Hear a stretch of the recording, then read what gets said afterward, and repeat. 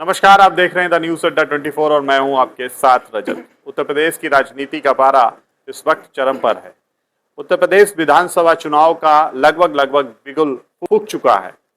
हर party अपनी गोटियां set करने में लगी है, लेकिन जनता का क्या मूड है और पार्टी की अपनी क्या नीति है, पार्टी किस नीति पर काम करेगी, पार्टी किस एजेंडे पर काम करेगी, उसी कड़ी में आज हमारे साथ बातचीत करने के लिए मौजूद हैं बहुजन समाज पार्टी से जिला उपाध्यक्ष अब्दुल सईद खान जी। बहुत बहुत स्वागत है आपका। बहुत बहुत स्वागत है जी। जय भीम। सबसे पहला हमारा सवाल आपसे ये है कि आपका राजनीतिक करियर क्या है?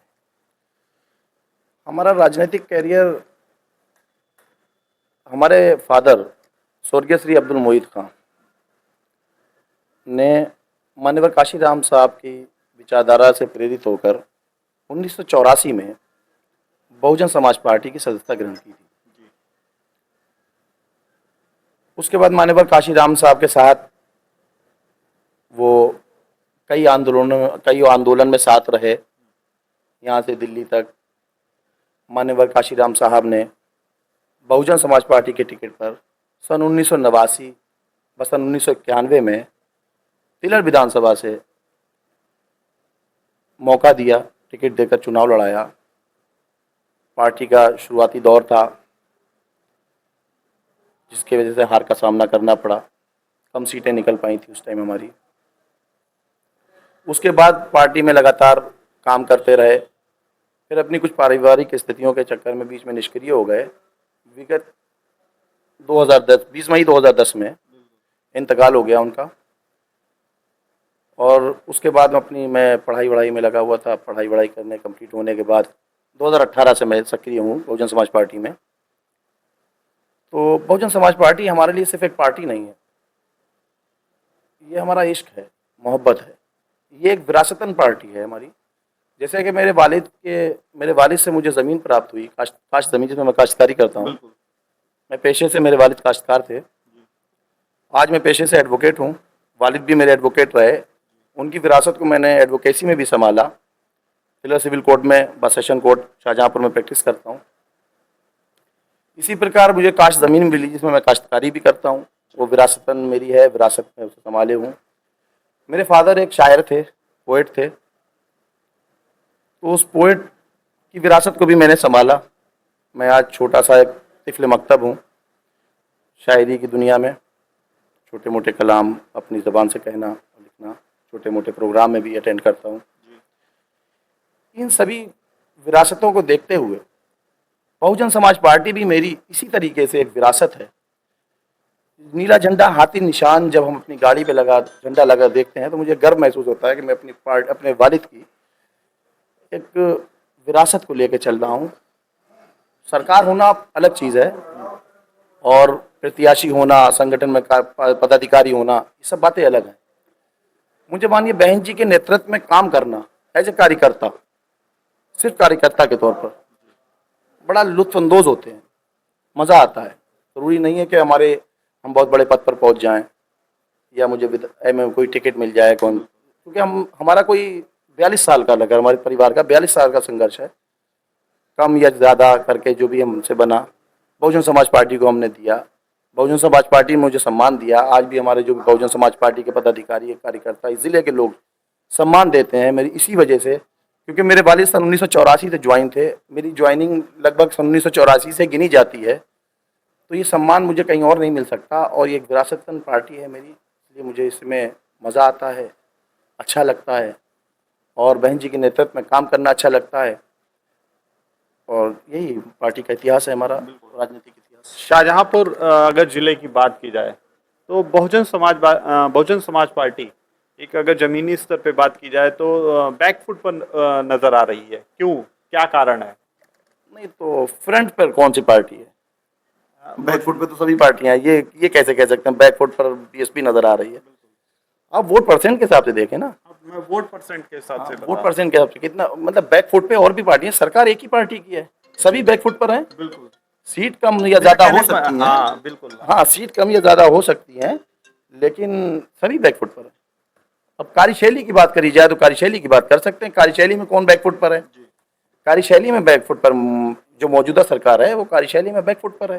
जो बहुजन समाज पार्टी की 2007 से 12 तक की सरकार रही, जो मेरे जिसके बारे में मुझे मालूम है, क्योंकि पहले की सरकारों में मैं शायद बच्चा था, उस टाइम मुझे होश नहीं था, उसके बारे में ज़्यादा नहीं बता सकता। लेकिन 2007 से लेकर 12 तक की सरकार में मैं अच्छा 16-17 साल की उम्र थी मेरी, 18 साल की उम्र थी। मेरे वालिद साहब भी लगातार जिक्र करते थे, तमाम पार्टी के कार्यकर्ता भी आते जाते रहते थे। तो उस टाइम तक का मालूम है कि बहुजन समाज पार्टी की सरकार देखने के बाद बैकफुट पे तो मौजूदा सरकार है। विरोधी दल लगातार ये कहता है कि बसपा सक्रिय नहीं है। नहीं, मेरे ख्याल से तो अगर देखा जाए, मौजूदा सरकार तो सक्रिय ऑटोमेटिकली हो ही जाती है। बाकी और पार्टियों को देखते हुए लग रहा है कि बीएसपी के अलावा कोई सक्रिय पार्टी ही नहीं है जमीनी लेवल पर, क्योंकि हमारे लोगों का बूथ लेवल पर कैडराइज काम होता है। माननीय बहन जी के निर्देश होते हैं और हम लोग बूथ लेवल पर अपना कैडर का काम करते हैं। हम लोग निर्देश के अलावा कोई एक्स्ट्रा काम नहीं करते। और यही है। बसपा की सरकार के शासनकाल में माना जाता है कि बसपा का शासनकाल बहुत अच्छा रहा है, तो आने वाले चुनाव में 2027 में वो किस तरीके से आपको लाभ दिलाएगा? इस तरीके से लाभ दिलाएगा, ये भी हम आपका एक ही सवाल आपको जवाब दिया है मैंने कि आप हमारी 2007 से लेकर 12 की सरकार को बहुत अच्छी तरीके से पढ़ सकते हैं, समझ सकते हैं। हम अपनी ज़बान से कहें उससे बेहतर ये है कि हमारी 7 से 12 की सरकार जो हमारी सरकारें रही हैं, उसको आप समझ सकते हैं, पढ़ सकते हैं, देख सकते हैं और उसके बारे में जानकारी प्राप्त कर सकते हैं। तो हमारे जो भी तो शासन हमारा उससे अच्छा ही रहेगा कि हमारी पार्टी हर टाइम हर कदम आगे बढ़ने के बाद कुछ अच्छा ही करने का प्रयास करेगी। शाहजहांपुर की किसी विधानसभा से आपको अगर पार्टी मौका दे तो आप किस विधानसभा से चुनाव लड़ना चाहेंगे? देखिए, ये बहन जी का निर्देश है। बहुजन समाज पार्टी में मैं संगठन में जिला उपाध्यक्ष के पद पर पार्टी की सेवा कर रहा हूँ और मेरे वालिद साहब जिला विधानसभा से चुनाव लड़े थे। और ऐसा अगर बहन जी कहीं से भी निर्देशित करेंगी, बहन जी का निर्देश मेरे ख्याल से मेरी औकात नहीं है कि मैं काट पाऊँ। जहाँ से बहन जी निर्देश करेंगी और पार्टी के कोई भी कार्यकर्ता, हम लोगों में हमारी नेता एक ही है, माननीय बहन जी, आदरणीय बहन जी, और वो जो निर्देश कर दे देती हैं, वो निर्देश जहाँ से देंगी तो मना भी नहीं है। 2027 के चुनाव के लिए पार्टी का क्या एक संदेश है जो पूरे प्रदेश में जाएगा और उसी संदेश पर काम किया जाएगा? पार्टी का शुरू से एक ही संदेश रहा है, सर्वजन हिताय सर्वजन सुखाय। सर्वजन हिताय सर्वजन सुखाय के अलावा कोई संदेश जिसका हर समाज को सम्मान देना, कानून के द्वारा कानून का राज स्थापित करना, और यही एक संदेश है। इससे अच्छा संदेश मेरे ख्याल से कि समाज को चाहिए भी नहीं होता। समाजवादी पार्टी जो है वो पीडीए का साथ लेके चल रही है, अब बहुजन समाज पार्टी किसका साथ लेके चलेगी? समाजवादी पार्टी के पास काल्पनिक पीडीए है, काल्पनिक है। हमारे पास ओरिजिनल पीडीए है, असल पीडीए हमारे पास है। असल पीडीए हमारे पास है, उसके आपको देखना पड़ेगा। देखिए, हमारे प्रदेश अध्यक्ष विश्वनाथ पाल जी, हमारी आदरणीय बहन कुमारी मायावती जी, और हमारे पास तमाम देखिए बैठे हुए हैं इस टाइम, ये नेत्रपाल गंगवार जी बैठे हुए हैं, ये हमारे राकेश सागर जी बैठे हुए हैं, ये हमारे दलित समाज से अजय गौतम जी बैठे हुए हैं। इस छोटे लेवल पे भी हमारे पास पीडीए भी मौजूदा बैठा हुआ है और एक टीम वर्क की तरह हम लोग काम करते हैं। हम लोग कार्यकर्ता हैं और वहाँ पर एक काल्पनिक पीडीए है। अगर पीडीए काल्पनिक ना होता तो अभी देखिए पिछले दलितों पर कितने अत्याचार हो रहे हैं, पार्टी के ही लोगों पर अत्याचार होते हैं, तो पार्टी के शीर्ष नेतृत्व उनके ऊपर आवाज़ क्यों नहीं उठाता? क्या हमारी पार्टी में किसी पार्टी के किसी ने कोई अत्याचार किया? कोई भी आप उठा के इतिहास देखिए, किसी पार्टी के पदाधिकारी ने किसी के साथ दुर्व्यवहार किया हो, किसी पार्टी के कार्यकर्ता ने जो रजिस्टर्ड पार्टी का कार्यकर्ता है उसने किसी के दुर्व्यवहार किया हो, या हमारी आदरणीय बहन जी ने किसी को सम्मान से पीछे हटाया? देखिए, जो हमारा प्रोटोकॉल है, आदरणीय बहन जी का जो प्रोटोकॉल है, उस प्रोटोकॉल से सब लोग समानता के हिसाब से बैठते हैं। जिसको आगे सीट मिल गई वो आगे मिल गई, जिसको पीछे मिल गई पीछे मिल गई, आगे बैठे हैं। वो हमें एक अलग बात है कि हम सम्मान के लिए उन्हें अपनी सीट देते हैं, लेकिन वहाँ ये नहीं है कि हमारी सीट से उठा के किसी को पीछे कर दिया जाए। हमारा आखिरी सवाल, आपने अभी बताया कि आप पोइट भी हैं, आप एक कवि हैं, तो कुछ कविता? हाँ, बिल्कुल।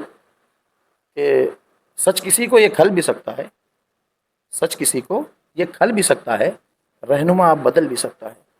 और आज हैं जो उरूज पर नाजा, आज हैं जो उरूज पर नाजा, वो बुरा उनका कल भी सकता है।